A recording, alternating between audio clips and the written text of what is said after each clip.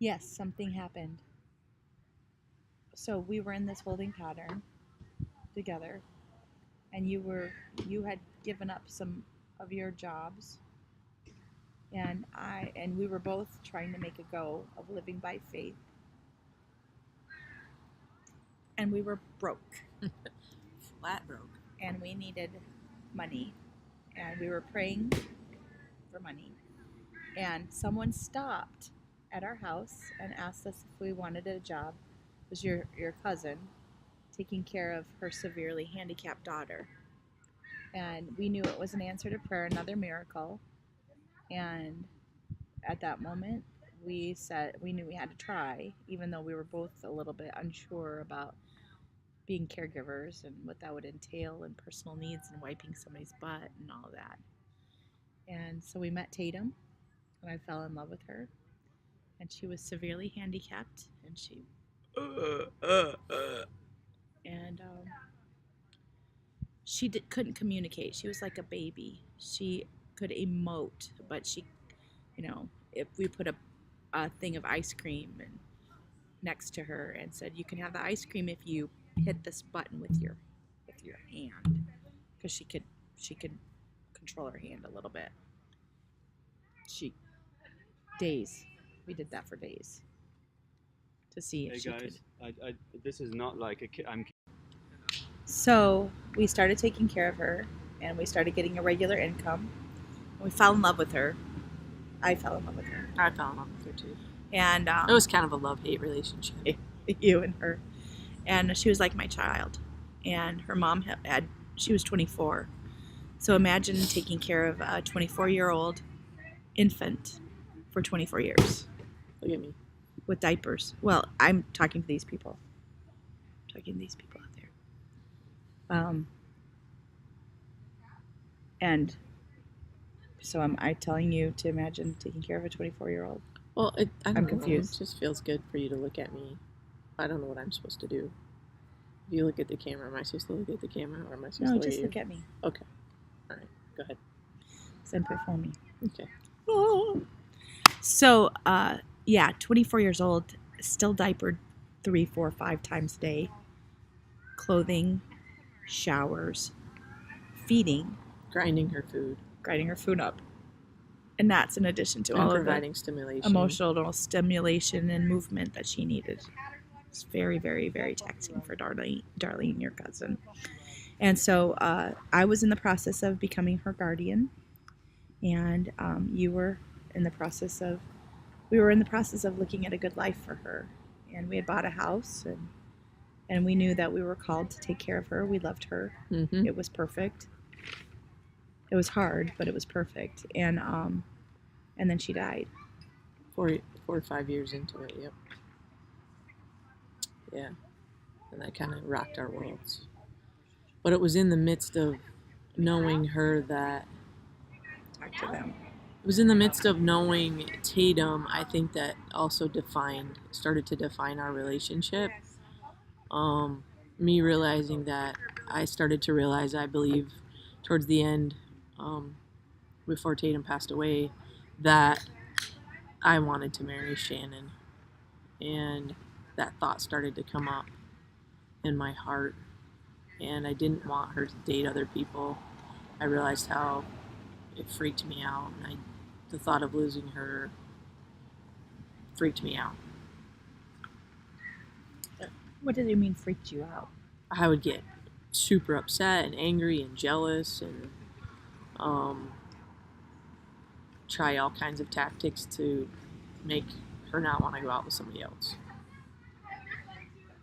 It wasn't pretty at times. The other cool thing that happened with Tatum is that I had given up music. I was sick for a while, and I'd given up playing piano quite a bit. And there you are.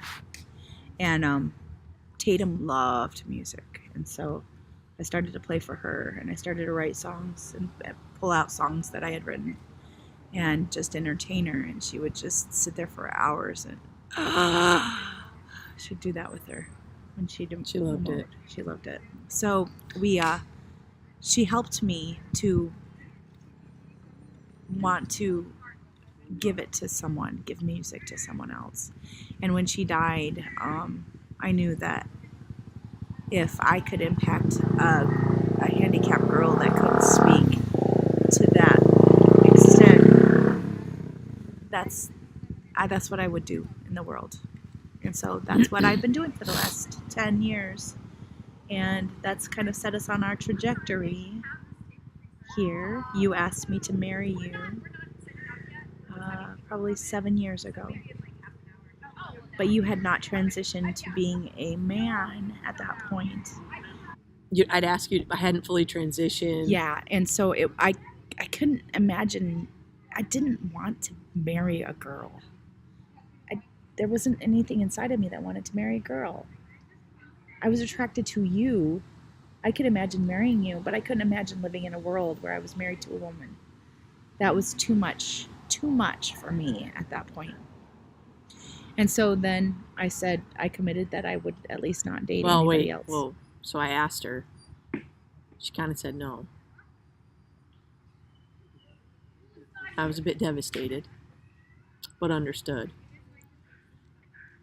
And then I came back with another game plan. Would you like to share that?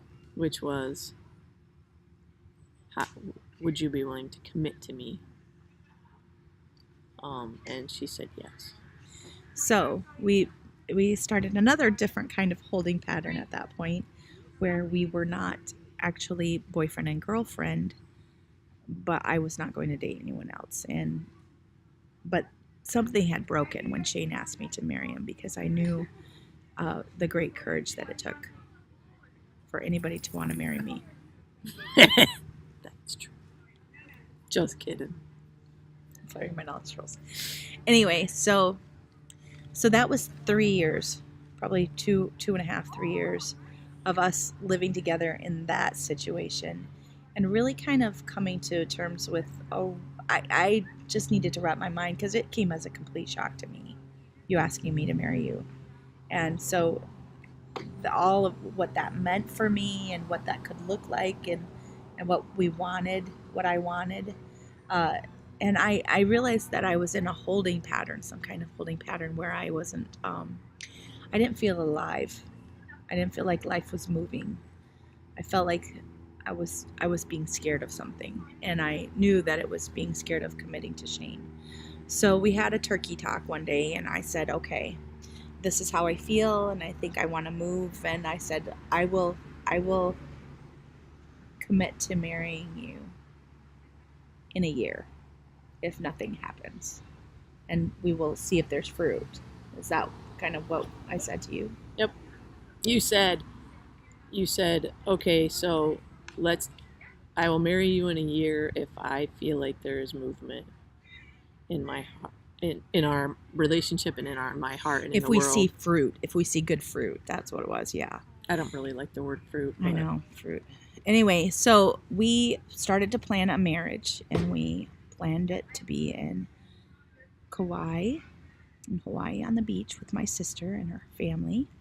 And it came to the day, and I just kept experiencing more and more life, more and more possibilities, more hope, more the future, more life. It was right around 2000, the end of 2010, I think, when you asked me about how much of if you could tell me what's the percentage of male and what's the percentage of female. Because I knew that there was a part of Shane that was missing, and I didn't know where it was. I didn't know, and it was a common fight. We had a common issue of just not feeling like he was showing up. He wasn't really there. I didn't know where he was. I loved him. I loved to be with him. Go ahead. Keep going. But I just felt like something was missing between us. And up to that point, you had not really heard the word transgender. No. Either. It was not anything on your radar. I mean, back in the 70s when they said, I'm a man trapped in a woman's body, it was a joke. Right. So that wasn't, but you had already always talked about waiting as a child to grow a penis, and why didn't it come? Why there's part of me missing So I knew that part of you, and I knew that you loved to be a tomboy. But during that intense discussion that we were having at that point, and I said, I just feel like part of you missing. And you said, well, I feel like I'm a boy. And I said, well, what percentage of you? And you said Like 60, 60%. 70, something like that. Seems like I was higher. And so I went home and I started to research what that meant and what that was.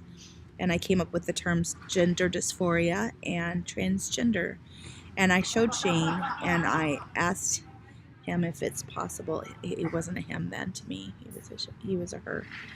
But if it was possible, if this was him, because I think that had been you, and you disowned it. Mm-hmm. And then when somebody brings it back up again, you were just lost. Right. So 2 years later, we're starting to move towards more. Yeah, I think that's him. I think this is who you are.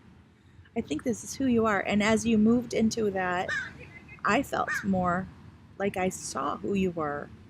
And there was this... It made sense. Our relationship made sense. But there was several times that the word the head of the construction company, the head of the household, the head, who's the head? And I kept feeling like Shane is the head. Shane was the head. And I'm like, what does that mean? And so I don't know what it means, but if Shane is the head, meaning Shane is the head, then I needed to follow what he thought. And so this is years. This is probably this is way before about I the same, figured that out, who I was. about the same time that we were taking care of Tatum. Oh, sorry. That we started taking care of Tatum, is I realized that there was a part of Shane that needed to be the head in order to be truly what this person was. And so as we moved into that kind of laid the foundation for you coming out and you being able to say you were a man, and kind of a structure to our relationship, because I am the outgoing one. I was the pursuer. I was the more spiritual one back in the day. I was the one that was kind of the leader in our relationship in a lot of ways. And for us to transition into you having a voice, I think that was really important step for us. Shane said, I think I'm 60, 70% man. I said, I think you're transgender. We explored what that meant. We continued to explore it. We continued to acknowledge him as more of a man. And then we got offered jobs in Seattle. And we have been here for the last year and a half. We are happy newlyweds. We are legally married.